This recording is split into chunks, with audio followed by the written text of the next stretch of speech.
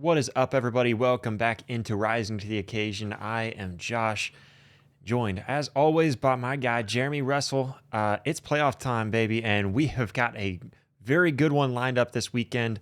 I think this is an interesting one, okay? I mean, it's going to be overlooked. It's going to be talked about in a negative light, but Jeremy, I think it's college football playoff time, all right? Let's be excited about it. Let's at least pretend like this is going to be a really good matchup. Oh, 100%. That's right, Josh. I mean, it's kind of crazy to think that this is going to be for the first time ever. Let me repeat that in case if you didn't hear me. I said that right. For the first time ever, both Ole Miss and Tulane are crashing the college football playoff party. Like this is awesome to see. Like the Rebels come in at 11-1, fresh off of a strong SEC run, and Tulane's they're not slouches this year. Like they're sitting at 11-2 after winning the AAC, or excuse me, it is the AAC. I said that I almost said that wrong, but I mean it's crazy to think, Josh. It's both of these teams for the first time ever. Both of them crashing the CFP party. I mean, there's probably a little bit of party in both of those teams that they have a lot to ride off of. But I mean, Josh, if you're not setting your calendars, you better mark it down. If I had to say so. Yeah, no doubt. And I even had to look this up too, just to make sure that our notes weren't incorrect. Because if you're setting the calendar, you got to mark it down. December 20th, Saturday game. I mean, it's going to be it's a playoff game, so you have to watch it. But it's 2:30 p.m. Central Time on TNT. I thought that was shocking. I didn't realize we had playoff games on TNT, but whatever. Anyways, that's where you find it. They're going to be squaring off down in Oxford, Vaught Hemingway Stadium. This is a really exciting time for Ole Miss because, like you said, first time ever making it to the college football playoffs. They have an opportunity here to kind of shove it and rub it in their old coach's nose as they have their new coach here in town, and it's Lane Kiffin's house, right? No, it's not. They're trying to kind of recreate Ole Miss after losing Lane Kiffin, and you know it's going to be rocking there in Vaught Hemingway Stadium. Oh, 100%. Who's Lane Kiffin? I never heard of him. Exactly. We don't even speak of that loser anymore around here. All right, Yeah, get that name out your mouth. Yeah, literally. I mean, it's crazy to think, but that's we can keep going on, but I'm just gonna get straight to the tail of the tapes. Like starting off with Ole Miss, having being an 11-1 overall. I can't even talk. Just Lane Kiffin's getting too much to me. I mean, being 7-1 in the SEC and looking on the other side of the slate, like Tulane's 11-2 in the AAC champions. Like this is actually the Rebels. I had to look this up. This is actually the Rebels' first time ever in the CFP berth. Same, and it's the same with Tulane. Like they got some shared history though. That's the kind of the crazy thing. It's like Ole Miss. The last time it's out, Ole Miss leads the series 46-28. So, like I said, it's not like they had some history before, Josh. I mean, we just got to age it back a little bit, but they got some history together. Yeah, no doubt. And yeah, it's really interesting to see like how many times that they've played against each other. Ole Miss really dominates it. And here's the kicker too. I mean, a lot of people already know this. This is kind of a story with this matchup. We talked about this with Oklahoma, Alabama, the rematch. That it's kind of frustrating that we get rematches in the playoff. But this one's an interesting one because you go back, these two teams met and it wasn't pretty. It wasn't close at all. Ole Miss completely rolled Tulane 45-10. And their quarterback, Trinidad Chambliss, he did it all. Two touchdown passes, over 100 rushing yards. I mean, he had total command of that game, just an outstanding game. So, I mean, it's really one that Tulane really hopes to change and flip the script. And at the very least, just keep this thing close and not have the same outcome that they did earlier on in the season. But it's crazy that we have this rematch and we're sitting here and yeah, we could talk all day about that as well. But yeah, 45-10 the first rematch earlier on this season, and now we get these two teams in the playoffs with another matchup against each other. Yeah, I mean, it's definitely nice to see. It's definitely nice to see matchups like this, just because the main reason why I say that is just because that just what makes honestly a rematch interesting. Having a blowout score, like you said, having it 45-10, that's just one of those ones where you just kind of go, "Ow, that hurt." Like you got Tulane looking for redemption is the biggest thing, and Ole Miss is just realistic. They're trying not to get caught sleepwalking through what a lot of people are calling a easy first round matches because it's one thing to say that here in the regular season of college football, but now this is like I said, this is a whole different situation. This is a CFP. There's a lot more things here on the line. You don't have next week.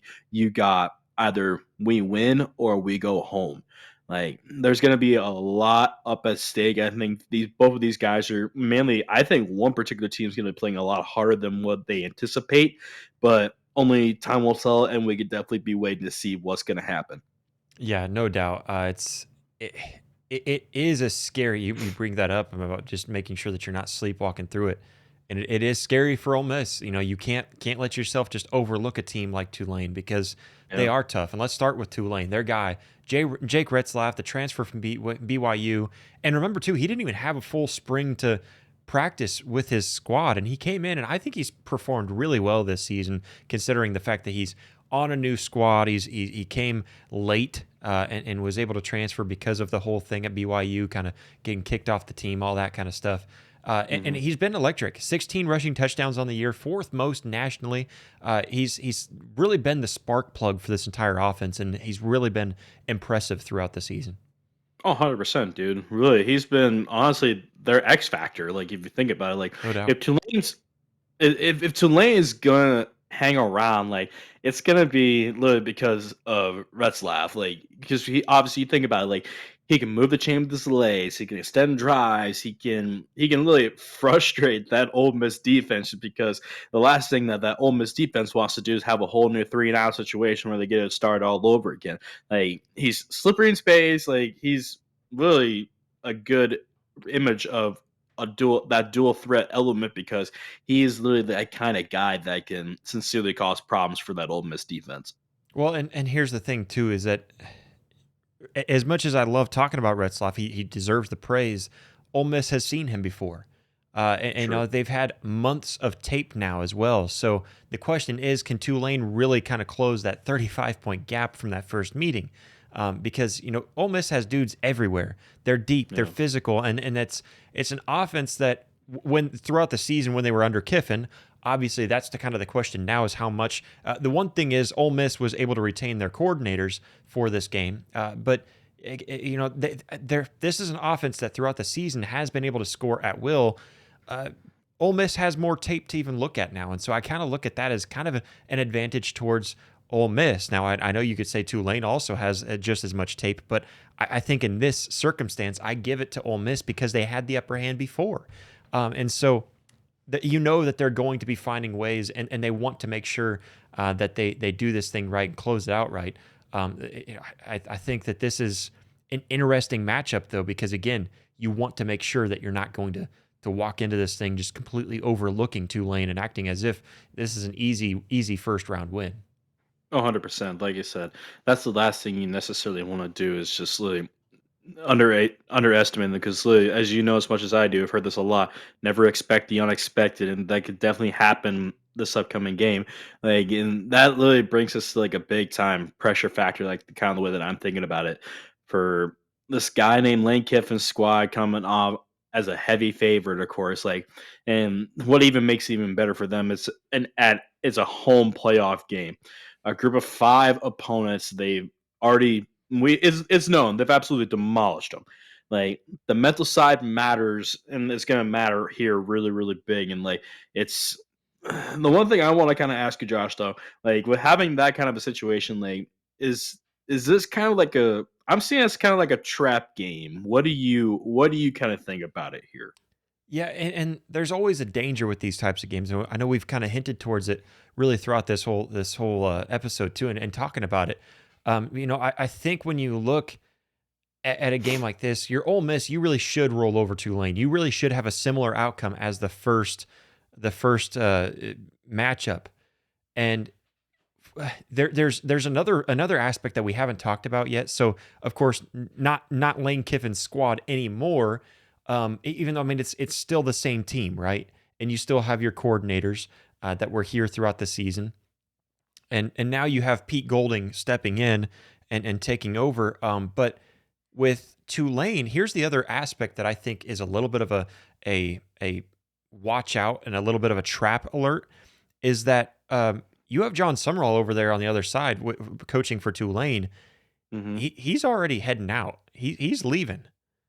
So he's heading over to Florida after this season is over, after the playoffs are over, whatever their run is. He's playing with house money. He has nothing to lose. What are you going to do if he comes out here and just throws everything he's possibly got hidden up his sleeve, and it completely blows up in his face, and it's an embarrassment to Tulane? What are you going to do about it? You going to fire him? He's already leaving. He already told you he's taking another job.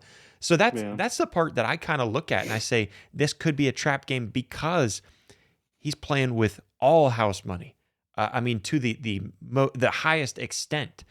So that's the part that I think is really interesting about this is that Summerall could totally just come out here and leave nothing, no stone unturned, and just completely flip everything upside down and hope to shock the nation.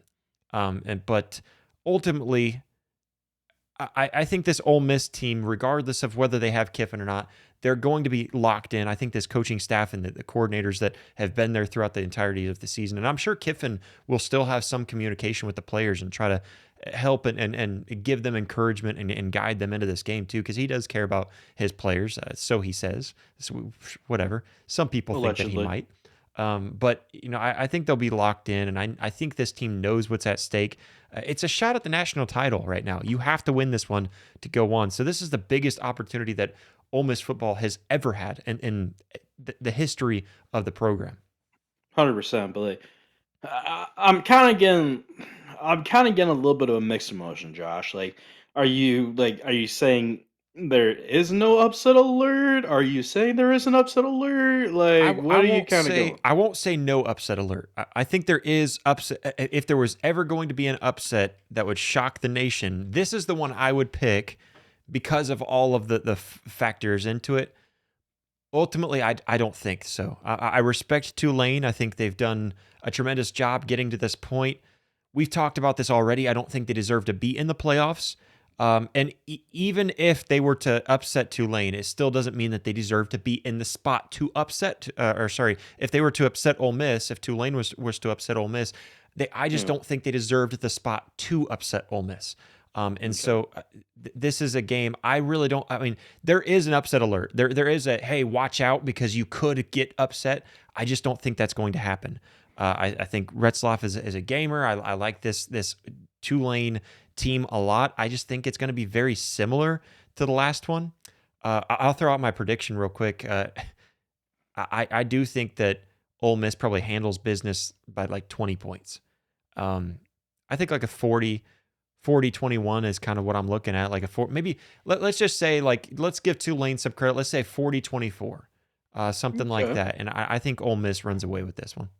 Yeah, I respect that. I mean, I'm kind of in the same boat as you, Josh. Like, Ole Miss is just me. Realistically, it just seems like Ole Miss is a little bit too balanced. And another thing to think about is like they're also really pretty explosive. Like, I would love to see Tulane get a really good shot at possibly pulling off a big time upset, but I think just Ole Miss is just too strong. But like, I'm going with a high score prediction. I'm kind of thinking like 35-14, or even like a 38-17 kind of score prediction. But like, hey, like if Retzlaff hits a couple early runs and Tulane can hang around into the third quarter, like you never know, Josh. Who knows? Like maybe we do get something out of nothing. And this could definitely be a lot more fun than what we're just kind of thinking about how this game's going to go with Ole Miss and Tulane. But only time will tell. Yeah, no doubt. I mean, this could be the shocker game of the playoffs, no doubt. But either way, we'll find out Saturday afternoon, 2:30 p.m. Central Standard Time. Apparently on TNT. That's just so weird to me. It's playoff football. Both these programs are in uncharted waters. Historical day for both these programs, and that's what I think is going to be a lot of fun. But that'll do us for this episode. Make sure you guys follow us on social media. Check us out on rising2.com for everything that we do. Hit that like button, hit that subscribe button. Can't wait, Jeremy. I'm Josh. This is Jeremy. Enjoy the weekend. Enjoy some playoff football. And as always, keep rising to the occasion.